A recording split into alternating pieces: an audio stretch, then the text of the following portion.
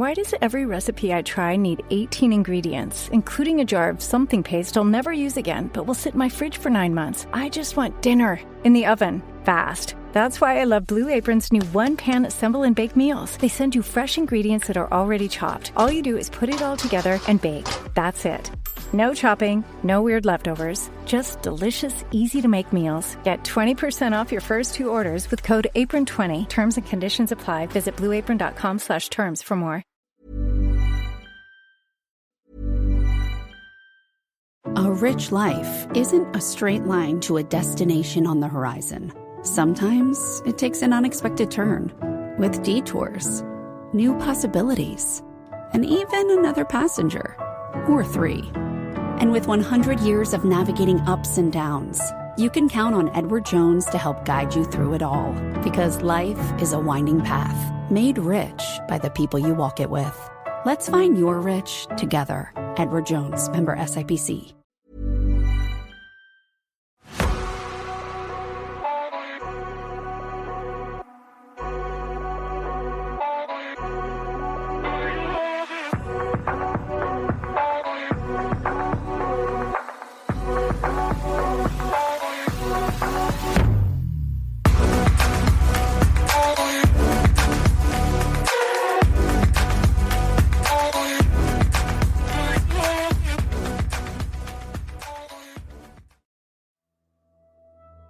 Hello, I'm Sarah and welcome to the Whispering Woods After Dark.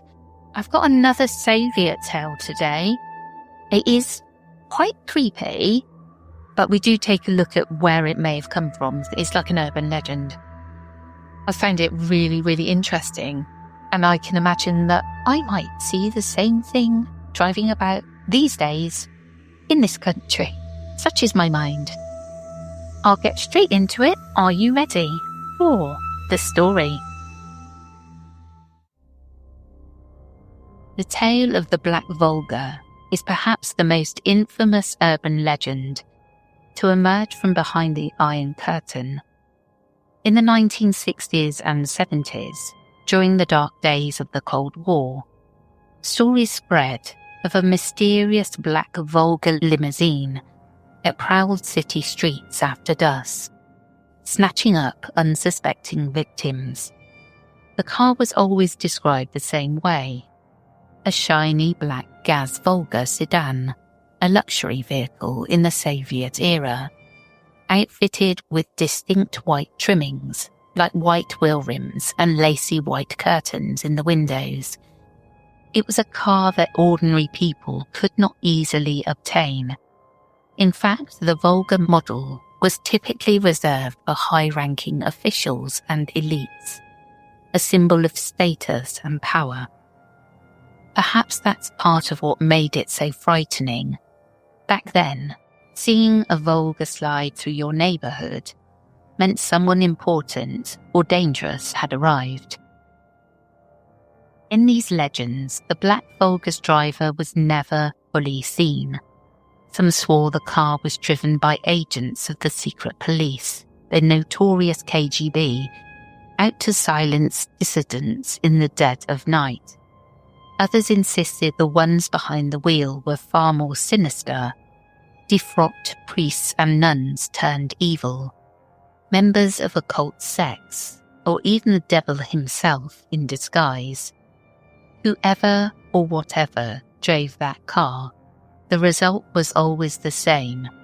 If the Black Volga pulled up beside you, you disappeared. Parents warned their children never to talk to strangers by the road, and certainly never to approach a Black Volga with white curtains after dark. The origins of this legend can be traced to a very real fear and a very real car. The gas Volga was a model produced by the Soviet Gorky automobile plant, and owning one was a privilege of the powerful. Government ministers, party officials, and secret police commanders were often chauffeured in Volgas. And in the climate of paranoia that gripped Eastern Europe during the Cold War, an expensive black car symbolized authority or repression. In fact, decades earlier, during Stalin's purges, it was said that black cars, like the Gaz M1 sedans, carrying NKVD agents, would come at night to take people away, never to return.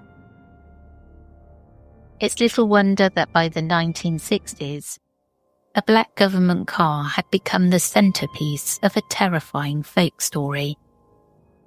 The Black Volga legend first gained traction in Poland in the late 1950s and early 1960s, a time when the country was under a repressive communist regime. People began talking about a certain Black Volga that kidnapped children off the streets once night fell.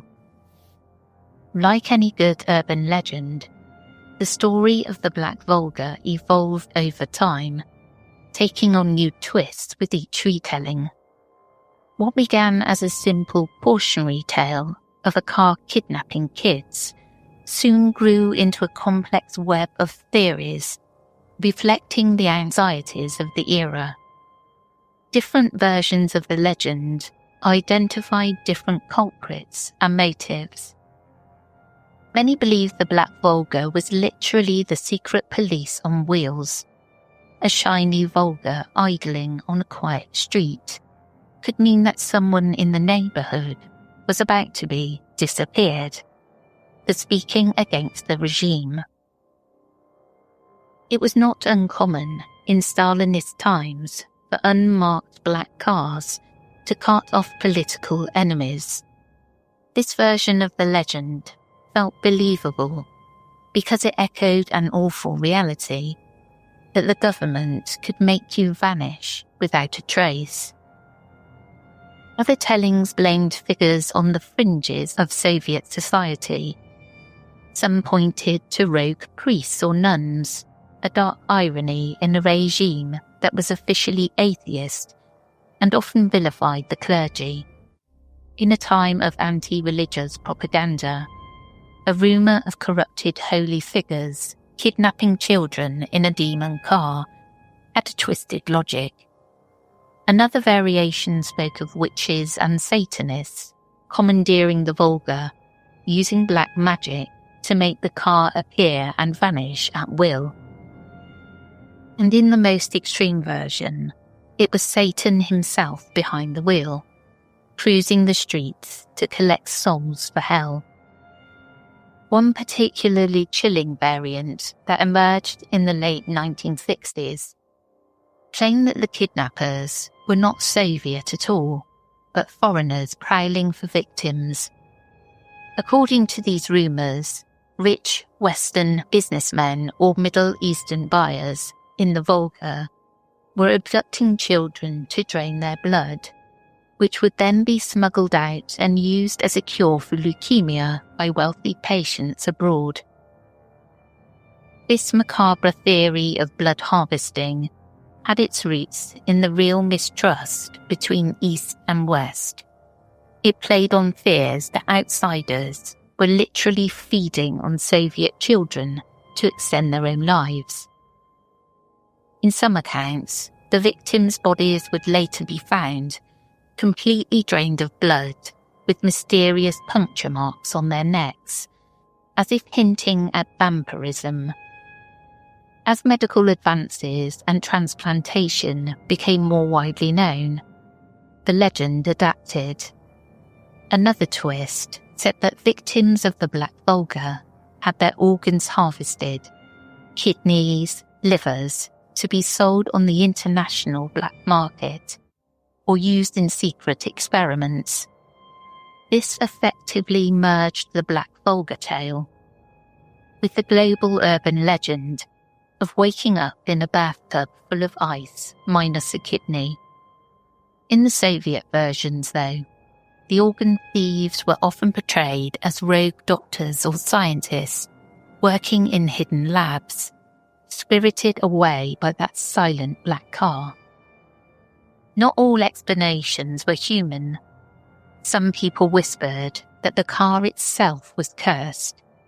a possessed vehicle with a mind of its own. Locals spoke of a phantom car that could appear out of nowhere and vanish without a trace, suggesting an almost supernatural intelligence at work. Crossing its path might bring death or misfortune, unless you knew how to ward it off. One Polish tale claimed that if the driver rolled down the window and asked for the time, you had to respond, "It is God's time," and only then would the black Volga abruptly disappear, leaving you alive. But woe to those who failed this test.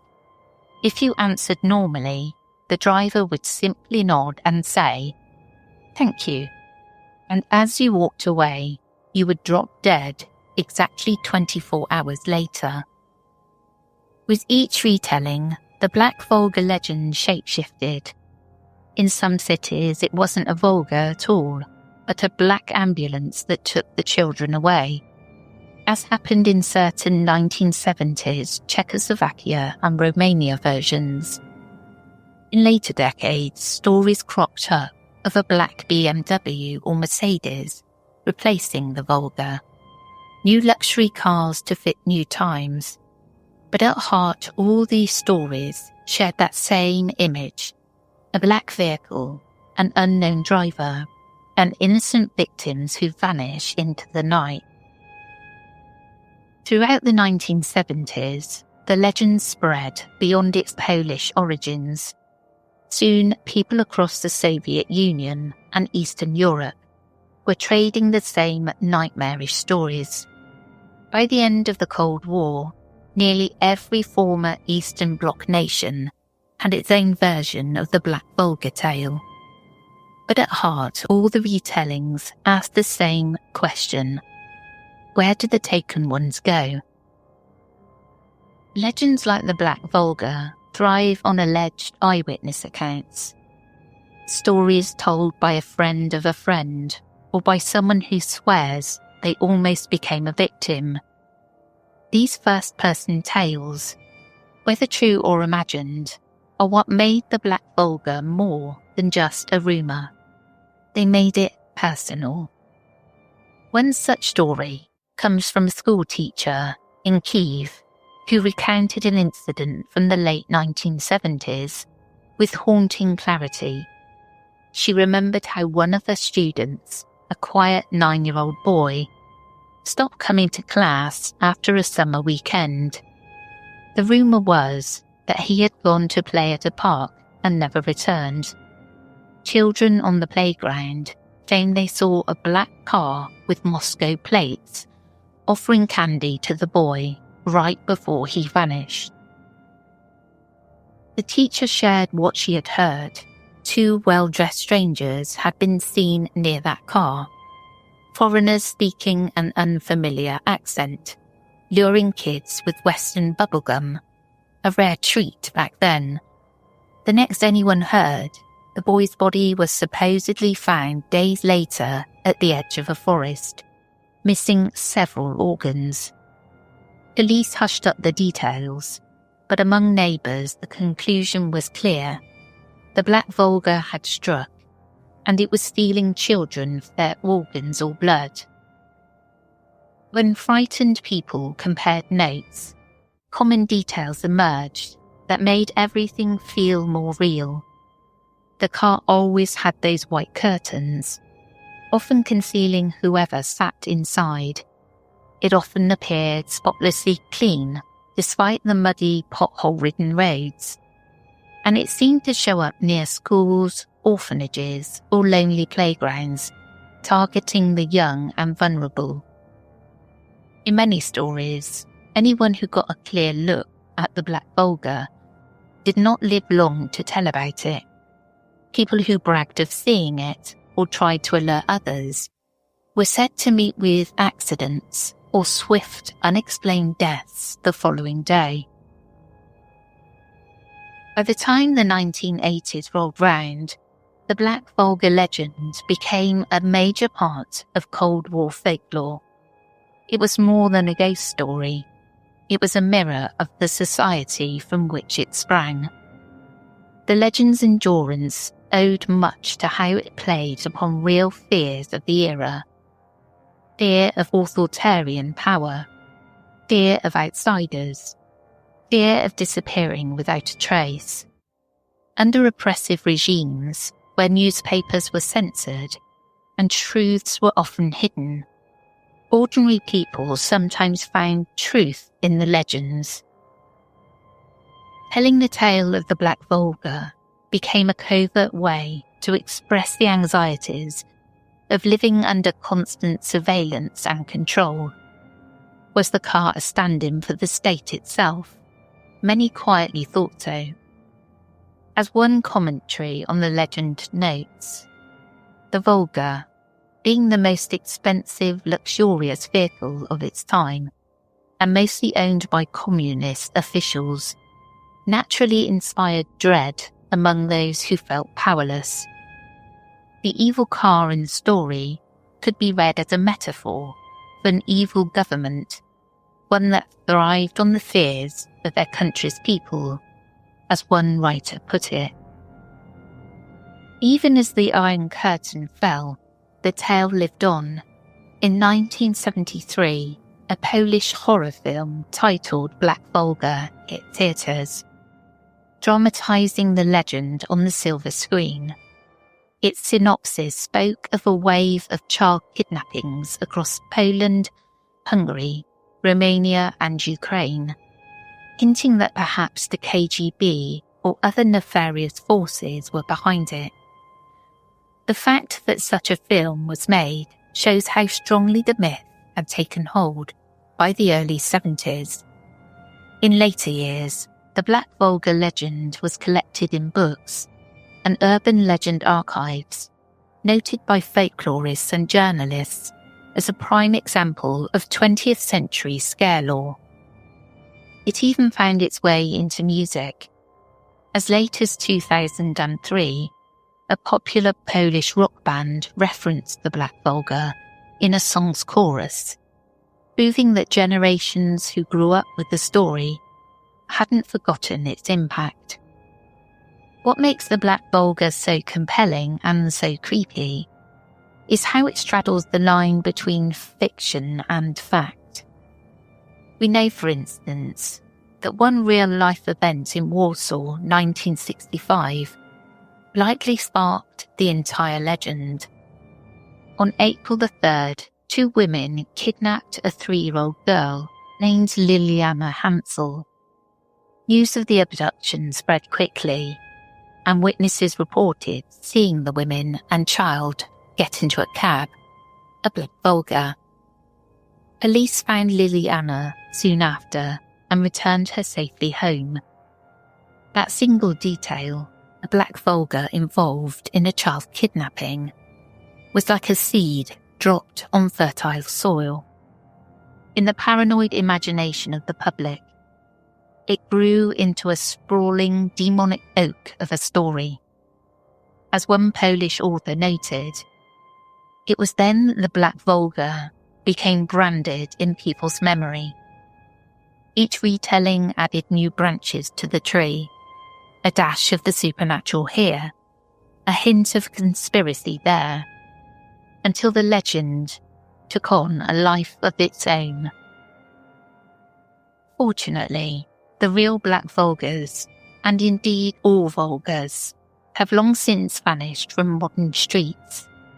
They're vintage relics now, not everyday sights. But the ghost of this legend still lingers. Parents from Warsaw to Kyiv can recall how their mothers once warned them about the phantom car. Urban legend enthusiasts around the world now discuss the Black Volga alongside Western tales of men in black, or phantom clowns, all stories of malevolent figures who may or may not be real.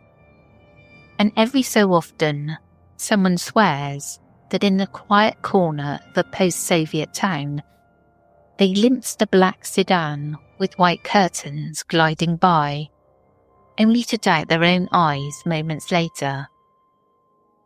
The legend of the Black Volga forced people to ask, who can you trust, when even an innocent-looking car might hide unspeakable evil. A government vehicle might actually be a monster in plain sight. That sense of uncertainty, of fear woven into everyday life, is the Black Volga's true legacy. Sometimes a society's deepest anxieties take shape in folklore. The Black Volga was a nightmare born from real shadows, tyrants in black cars, strangers with sweets, illnesses without cures, all rolled into one terrifying package. It may not have been real in a literal sense, but it was true to the people who believed it. This legend, to me, was really quite visceral. I could really see this car. I'd say to you, take a look at the car and you'll know what I mean. And if you can imagine it with those white curtains driving around, people would have been terrified, especially with people just disappearing if they were against what the government was doing, all that sort of stuff. It really is frightening. And it hits you, well, it hits me on this level that I'm really, really uncomfortable with, because I don't trust the government. I don't trust our government. I don't trust any government. I think they're all in it for the money. And so this kind of story really hits me. I hope you enjoyed it, and we will catch you again tomorrow. Take care, everyone.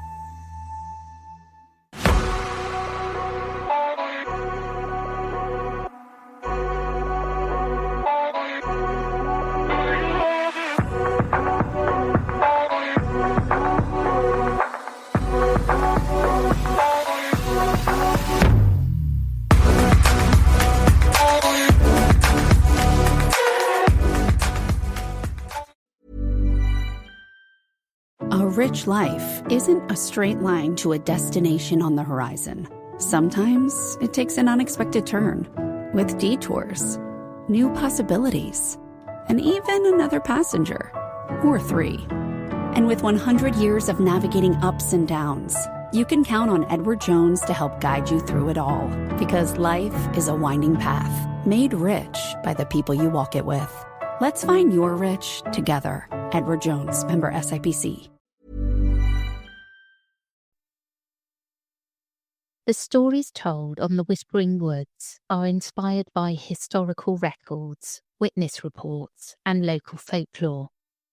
While every effort is made to research and represent events accurately, some details, names, and locations may differ from official accounts or have been changed out of respect for those involved.